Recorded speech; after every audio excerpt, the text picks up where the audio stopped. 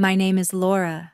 I am 34 and a single mom, and I learned the hard way that in my family the word family is just another way to say control. On Christmas Eve, I was standing in my parents' living room, watching my son hover near the dessert table in his little sweater, cheeks pink from running around the house. My mom picked up the last slice of Christmas pudding, looked straight at him, then turned to the room and said, "Only family gets to eat." She laughed. My sister's kids giggled with their plates already loaded with seconds, and everyone went right back to talking as if my child had not just been told he did not belong. My son swallowed, forced a smile, and whispered that he was not hungry anyway. I could see his eyes shine, and in that moment something in me snapped into place. I did not throw a scene, I did not shout or flip the table. I just took a slow breath, walked over, and told him to grab his coat. While my mom called after us asking where we were going, I said we had everything we needed at home and closed the door on the smell of dinner and the sound of their laughter. I honestly thought that was going to be the worst part of the night. The very next morning, my phone lit up with 33 missed calls from my mom and one panicked voicemail about how they were sealing everything and how I needed to call her back right now. I stared at the screen for a long time, felt years of guilt and obligation finally burn off, and when I did answer, all I said was, "Shh, we are not family." If you have ever watched someone swing the word family around like a weapon instead of a promise, stay with me, because that one slice of dessert was just the beginning of how my parents lost their money, their image, and both of their children. That night, after I shut the door on my parents' perfect Christmas, I drove home in tight, angry silence while my son stared out the window. His name is Noah, he is 10, and he kept tracing little circles in the fog on the glass like he was trying not to cry. When we walked into our small Chicago townhouse, I hung up our coats, forced my voice to sound normal, and told him we were going to make our own dessert. I warmed milk, stirred in cocoa, sprayed the last of a can of whipped cream, and handed him a mug of hot chocolate while he curled up on the couch. I put on one of those corny Christmas movies on Netflix, the kind where everyone forgives each other for years of damage in the last 5 minutes. Halfway through, Noah said, "Mom, did I do something wrong?" I paused the movie and sat next to him. "No," I said, "you did everything right. What your grandmother said tonight was wrong, not you." He stared at his mug. "She said only family gets dessert. Are we not family?" My chest hurt. "We are," I told him. "And one day you will understand that sharing a last name does not give anyone the right to decide who matters. For now, I just need you to know none of this is your fault." He nodded, but I could see the way he tucked the hurt away like kids do when they realize adults are not going to fix it. When he finally fell asleep on the couch, I carried him to bed, tucked him in, and then just sat in the hallway in the dark. I had spent years swallowing moments like this when they were aimed at me. Watching them humiliate my kid flipped a switch I did not know was still there. The next morning, my alarm went off at 7. For a few seconds, I forgot about the party. Then I grabbed my phone and saw it. 33 missed calls from Mom and one new voicemail. I made coffee, hit play, and listened to her voice. "Laura, you need to call me back. They are sealing everything. The lawyer says, if we do not move fast, we could lose the house and the retirement. You cannot just ignore this. You are part of this family, whether you like it or not." That was it. Not a single word about Noah or dessert, or the way she told my son to his face that he was not family. Just pure panic about money and assets and whatever she meant by sealing everything. I stood barefoot on the cold kitchen tile and thought about how many times my parents had dressed control up as concern. After my divorce, my dad once suggested putting his name on the deed to my place, just to help with the mortgage, he said, so things would be simpler for the family. I told him no, and he acted like I had personally attacked him. Ever since then, money and property have been his favorite weapons.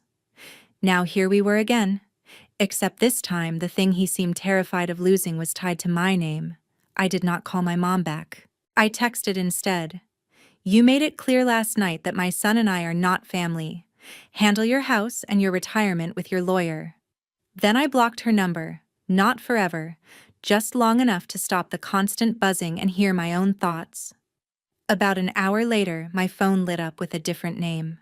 Chris, my older brother.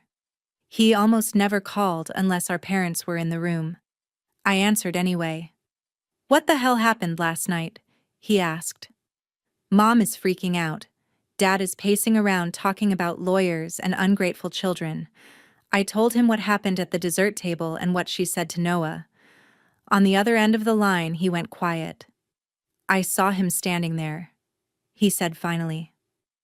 I told myself I was overreacting, that Mom was just stressed. I guess I did what I always do. I let it go. Of course he did. Chris has spent his whole life smoothing things over, pretending their worst moments were no big deal. I am not asking you to fix them, I said. I am just done letting them use the word family as leverage. They want my name on their paperwork and their trust and their house, but they cannot even give my kid a slice of pudding. If we are not family at the table, we are not family at the bank. There was a long pause, and then he said something I did not expect. Okay. Tell me what you want me to do. And that was the moment this stopped being about dessert and started being about their precious legacy. When I blocked my mom's number, I honestly thought I might get a day or two of peace before the next wave of drama. But I forgot one important thing about my parents. They love an audience. A few hours after I talked to Chris, I was scrolling through Facebook while Noah played video games in the living room, and there it was. A brand new post from my mom at the top of my feed. A picture of my parents' living room, the Christmas tree glowing, the table full of food.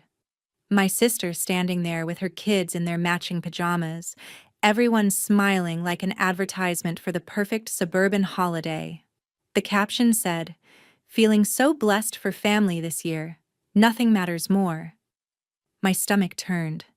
I zoomed in on the photo out of habit, looking for myself, looking for Noah, even though I already knew. We were not there.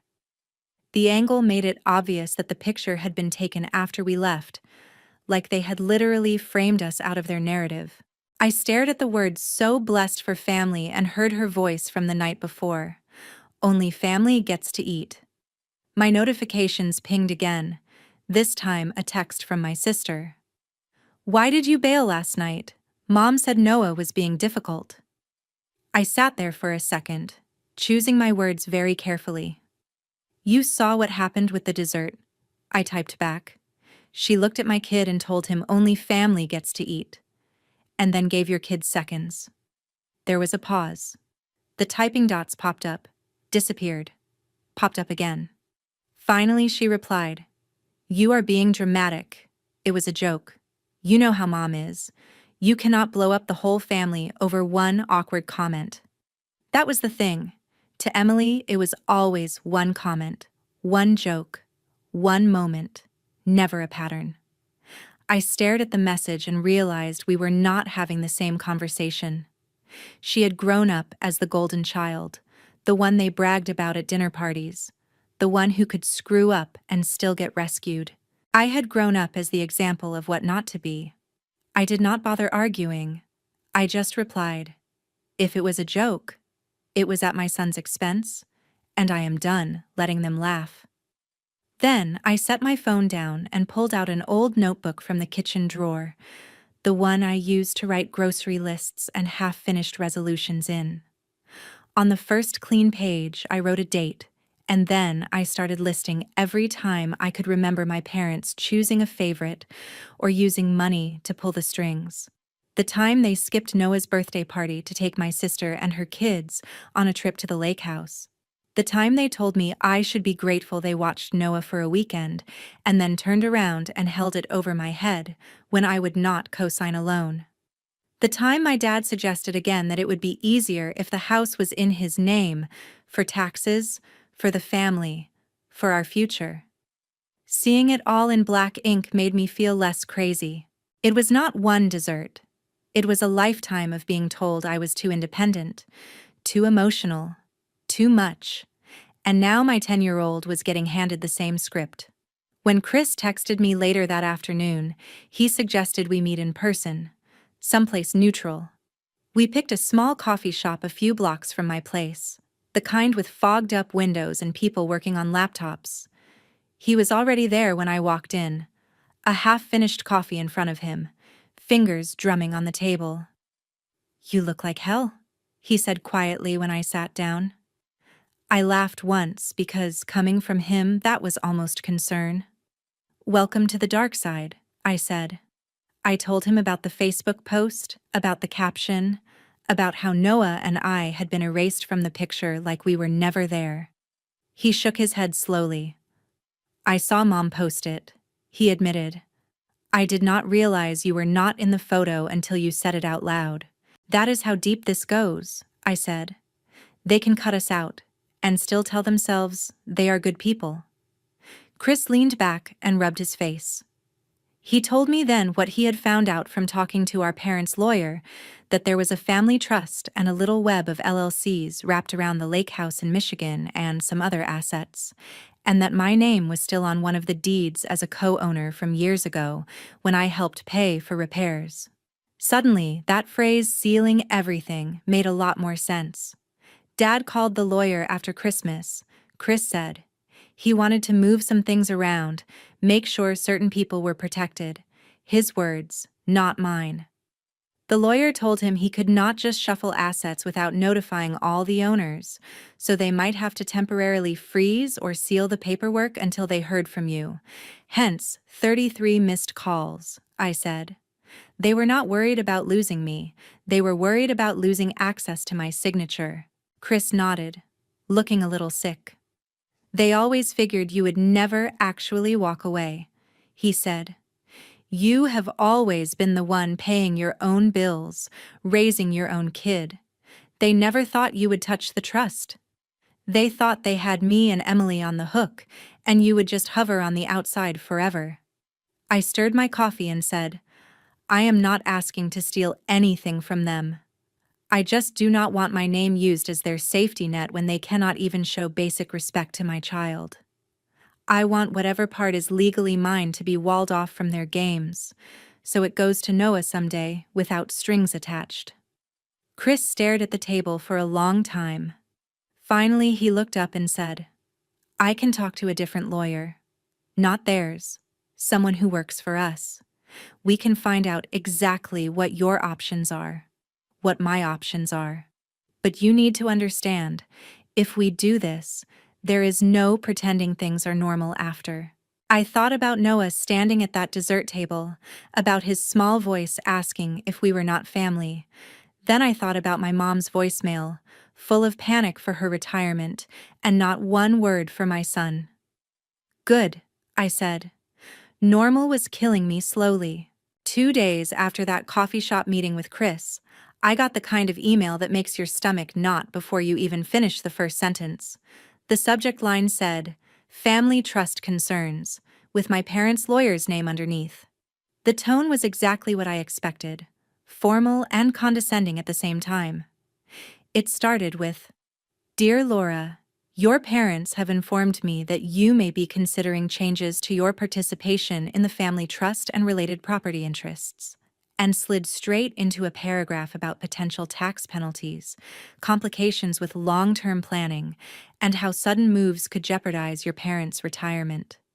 There were sentences like, "It would be in the best interest of the family if you refrained from making any hasty decisions," and "Your parents have always had your financial security at heart."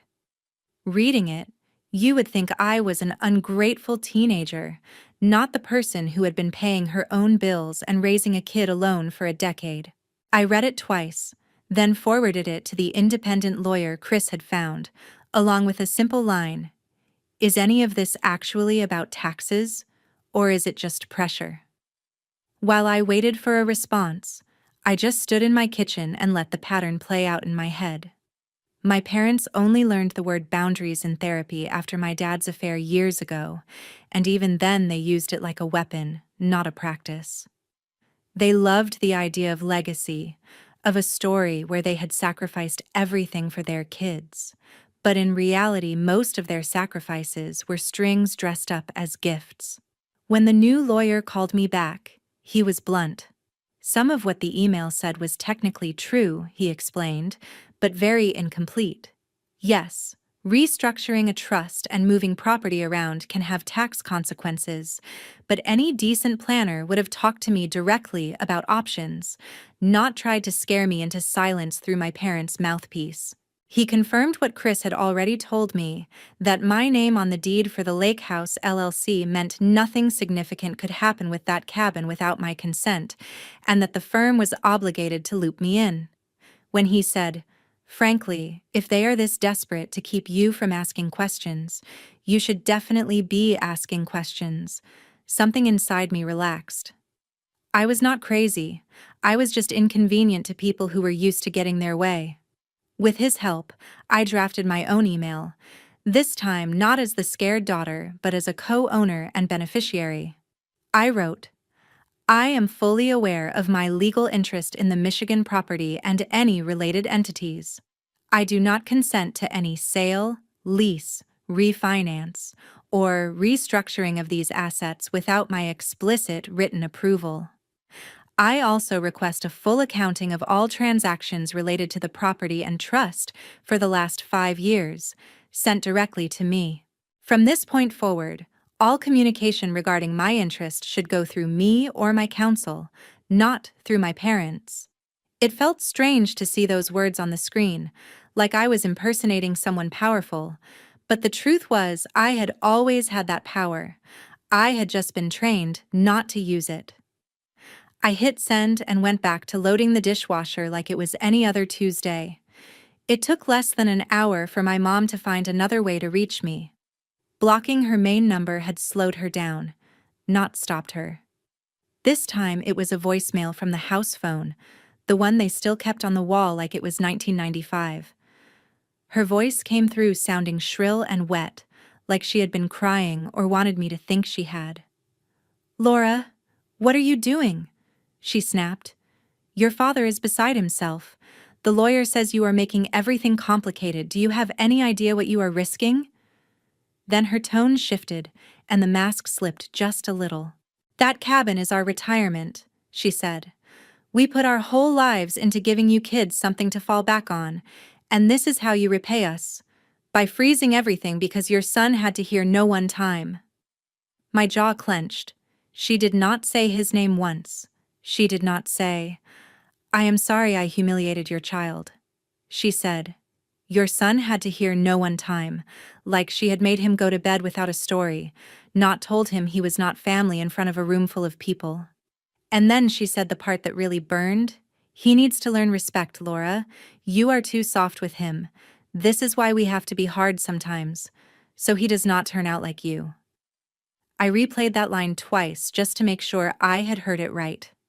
In her mind, making sure he did not turn out like me meant making sure he learned his place in their hierarchy early. I texted the voicemail transcript to Chris without comment. A minute later he called, and I could hear the anger in his voice before he said anything. "She really said that?" he asked. "She really turned this into a lesson about respect?" I told him yes, and added, "She only started panicking when she thought she might lose the cabin, not when she realized she had hurt her grandson." There was a long exhale on the other end. "I am done going over there for a while," he said finally. "I cannot keep pretending this is normal. They called me twice this morning to complain about you, and not once to ask how Noah is." "Good," I replied. "Let them sit with themselves for a bit." A few hours later, my phone buzzed again, this time with a text from Emily. "So now you are dragging lawyers into this," she wrote, over dessert. "You are punishing Mom and Dad for trying to build something for us. Just admit you are jealous they trusted me to handle things." I stared at her words and realized she really believed that. In her world, being the chosen one meant responsibility and favor, not chains.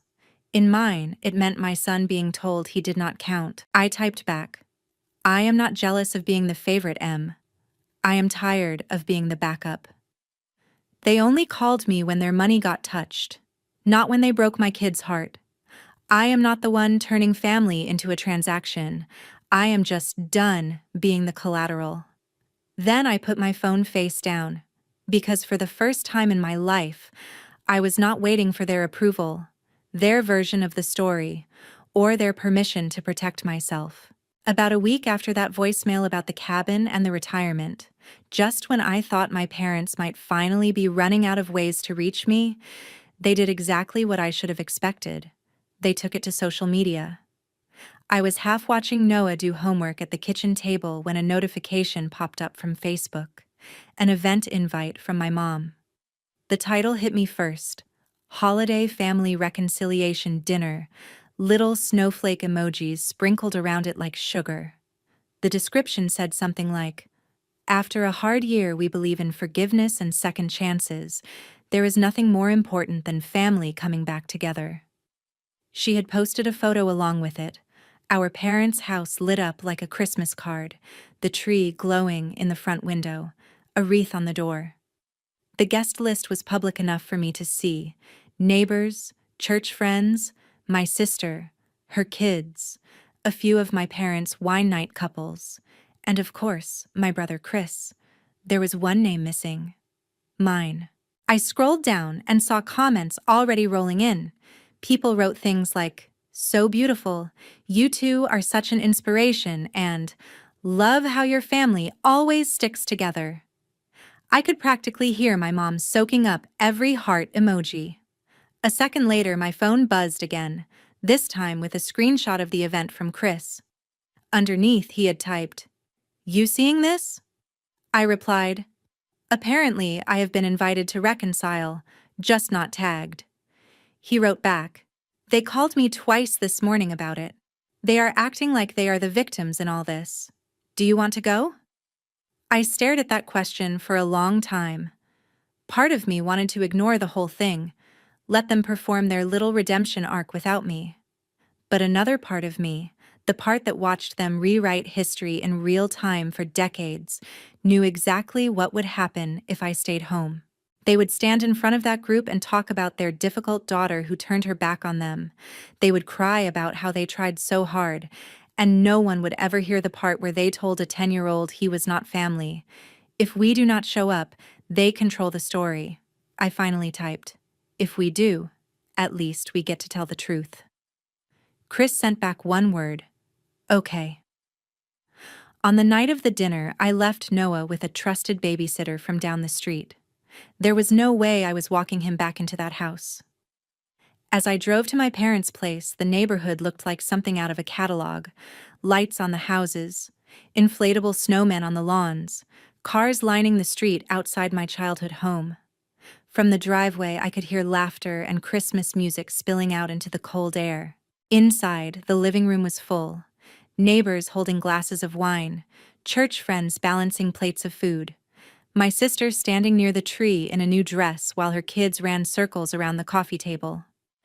My mom spotted me in the doorway, and for a split second, real surprise crossed her face. Then she pasted on a bright smile and came toward me with her arms open like this was all normal. "You made it," she said loudly, just enough for a few people to hear. "I knew you would not stay mad forever." I did not hug her back. Chris appeared at my side like a buffer, and I could tell from the tightness in his jaw that he was holding something in. My dad clinked his fork against a glass a few minutes later, calling for attention. "Thank you all for coming," he said. "We know this has been a challenging year, and we are just so grateful to have our family and friends under one roof." My mom dabbed at her eyes with a napkin, already playing her role. "Family means everything to us," she added.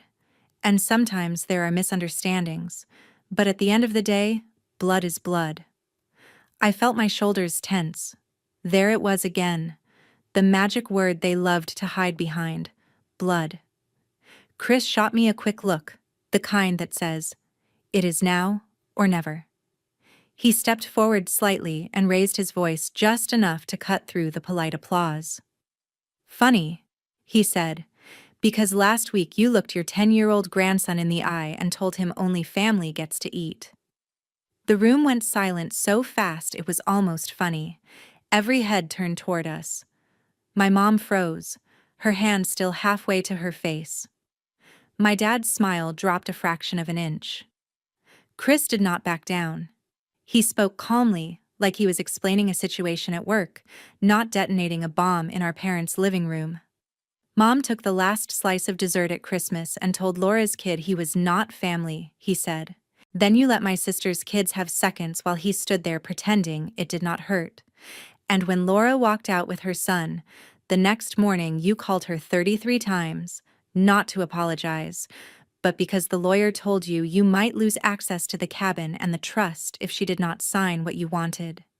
Someone near the sofa shifted, a neighbor couple who had known us since we were kids. The woman's eyebrows shot up, her mouth flat. My mom found her voice first. "Chris," she said, her tone sharp. "This is not appropriate. We can talk about family matters in private. This is not the place." He laughed once, no humor in it. "Private is what got us here," he said. "You get to humiliate people in private and then show this house off like we are some kind of perfect Christmas postcard." One of our neighbors, Mrs. Reynolds from across the street, spoke up before my parents could. "I was there that night," she said quietly. "I heard what you told Noah." A few more heads turned her way. "That is not a misunderstanding," she added. "That is cruel." My mom's face went red. She reached for the nearest excuse. "I was joking," she insisted. "You all know my sense of humor. These kids are too sensitive these days. I would never really mean that." She turned to me with a tremble in her voice. "Tell them, Laura. Tell them you know I did not mean it." Every eye in the room landed on me. For a second, I could feel 16-year-old me wanting to shrink, to smooth it over, to laugh and say, "It is fine, Mom. We know you did not mean it." But then I saw Noah in my mind, standing at that dessert table, and the words came out different this time. "No," I said, clear and calm. "You meant it. You have been meaning it my entire life. You meant it when you skipped his birthday to go to the lake house with Emily. You meant it when you told people he is not really like the other grandkids because he does not spend every summer at your place. All you did at Christmas was finally say it out loud." My dad slammed his glass down on the counter a little too hard.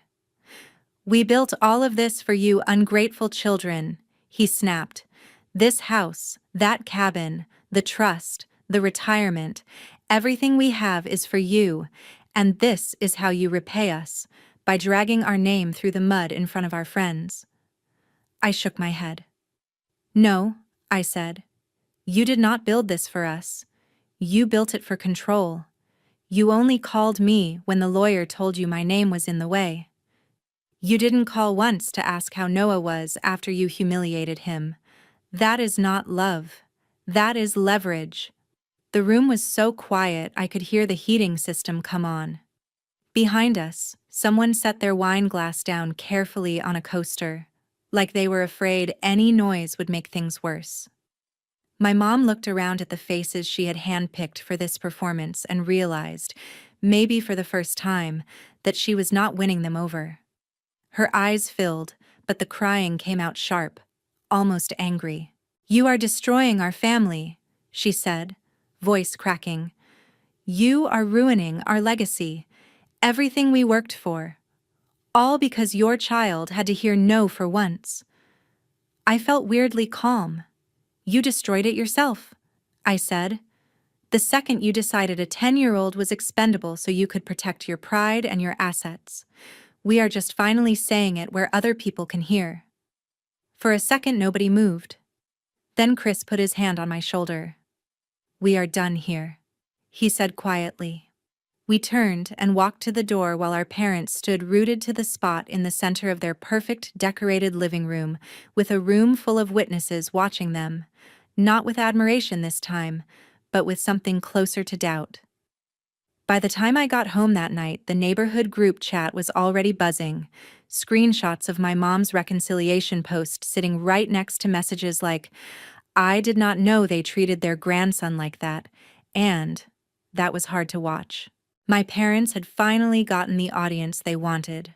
They just did not get the script they were expecting.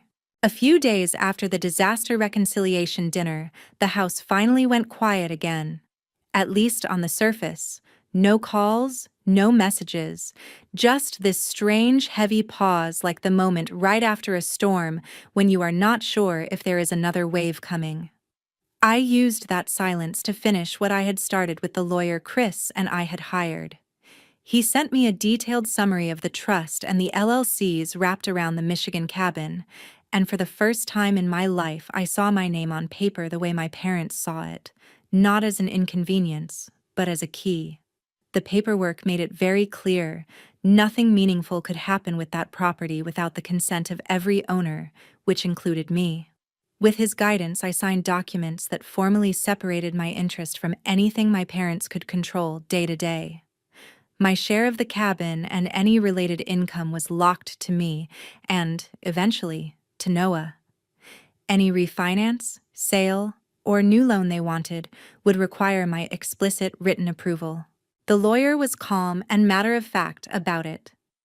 "You are not taking anything that is not already yours," he said.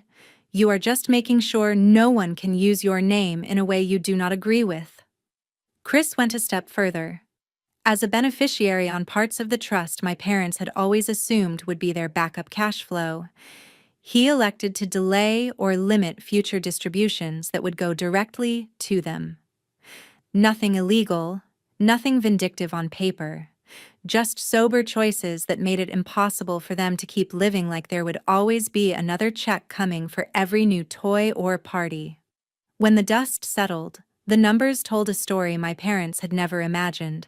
The cabin was no longer an easy ATM, and the trust was no longer a lever they could pull to jerk us back in line. Word of what we had done must have reached them fast, because the next move they made was not an email or a post.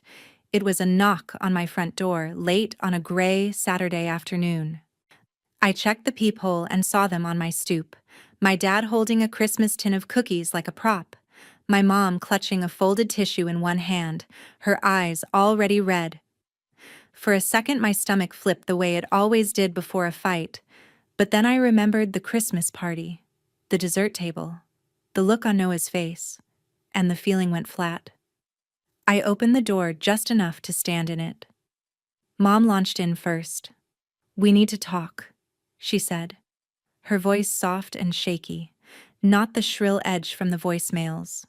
"We cannot let lawyers come between us. This has gone too far." Dad nodded like a man who had rehearsed his lines. "Family does not take family to court," he added. "Family works things out in private, face to face." I almost laughed at that. "I have not taken anyone to court," I said. "I just stopped letting you make decisions with my name behind my back. You called the lawyer before you ever called to ask how your grandson was doing. That is what came between us." My mom stepped closer like she was going to reach for my hand. "We were upset," she said. "We were scared. Your father worked his whole life for that house and that cabin.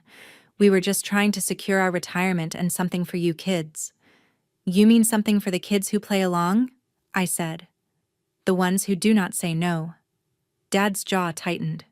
"You are throwing away your inheritance over a misunderstanding," he said, "over one bad joke and a slice of dessert. This is childish, Laura." I felt something in me go very still. "This is not about a slice of dessert," I said quietly.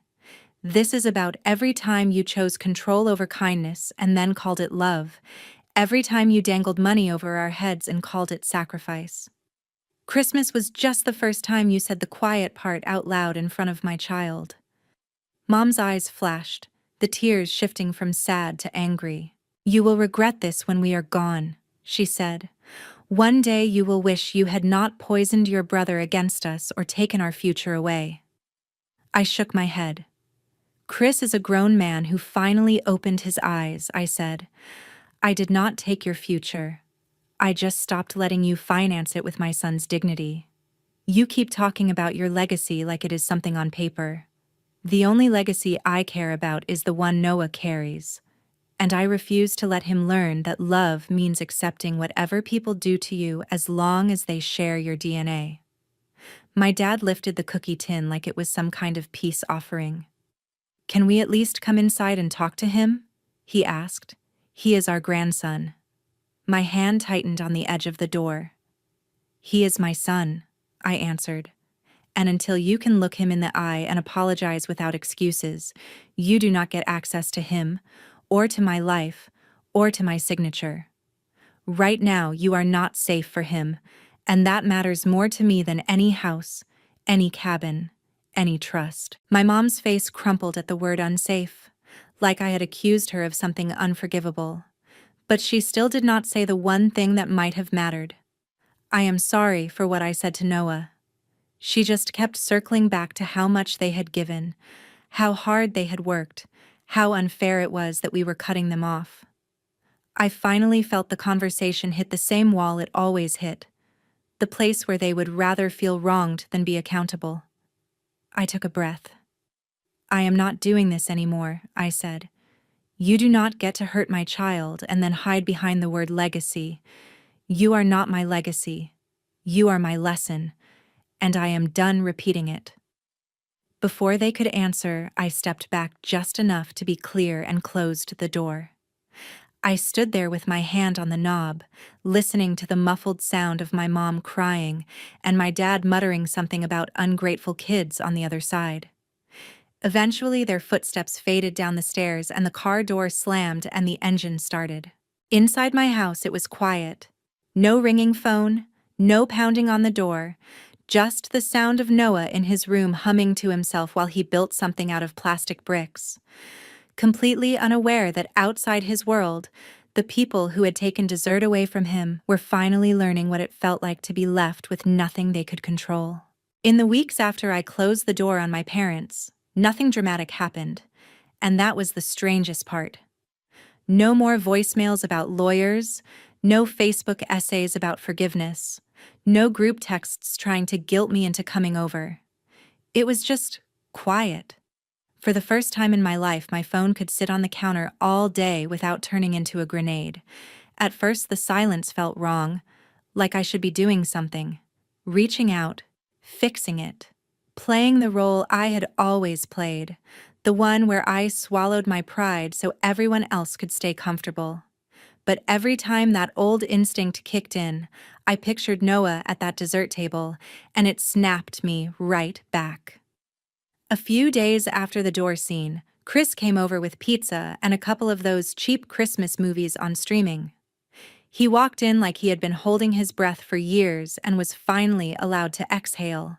Noah lit up when he saw him, dragged him to the living room to show off his latest Lego creation that he decided was the Michigan cabin, except, in his version, there was a huge sign on top that said, "No mean people allowed." Chris laughed so hard he had to wipe his eyes, and I realized I could not remember the last time I had seen my brother laugh without glancing over his shoulder to see who was watching. We ate on the couch, sauce on paper plates, soda cans sweating on the coffee table. No crystal glasses, no fancy napkins folded into shapes, nobody grading our performance as a family.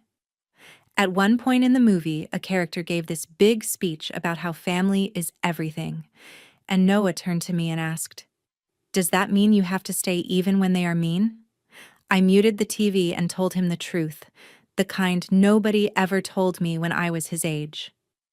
"No," I said. "Family is supposed to be the people who make you feel safe and loved, not the people who tell you your place. Sometimes those are the same people you share DNA with, and sometimes they are not. Real family is who shows up when it counts, who listens, who apologizes when they are wrong. Blood alone does not earn them a permanent pass to hurt you." He thought about that for a second and then nodded, like I had just handed him a new rule book that actually made sense. Later that night, after Chris left and Noah was asleep, I sat at the kitchen table with a mug of tea and thought about everything my parents used to talk about when they said the word legacy. They meant houses and cabins and accounts, and a story where they were the heroes who sacrificed so much for their ungrateful children. The funny thing is, the minute their money stopped moving the way they wanted, their version of love vanished with it. They had spent years telling me that walking away would make me selfish and cold. Instead, what I found on the other side of that door was warmth. Just not the kind that comes from a big crowded house and a perfect tree. It was the warmth of being able to look at my kid and know I had finally chosen him and myself over their approval. I heard through the neighborhood grapevine that my parents' social calendar got a lot lighter after that dinner. A couple of their closest friends still came around, the ones who believed their version of things, but a lot of people quietly stopped showing up. The cabin sat mostly empty that winter, not because they could not go, but because it was no longer a stage where they could parade the grandkids they thought counted. They still had their house, their things, their carefully arranged photos on the wall, but the audience they had built their identity around was smaller, and for the first time in their lives, they had to sit in the quiet and look at what they had actually raised. I do not know if they ever will. Maybe someday they will figure out how to say "I am sorry" without adding "but" right after. Maybe they will not. That part is not my responsibility anymore. What is my responsibility is the little boy sleeping down the hall and the lesson he learns from all of this.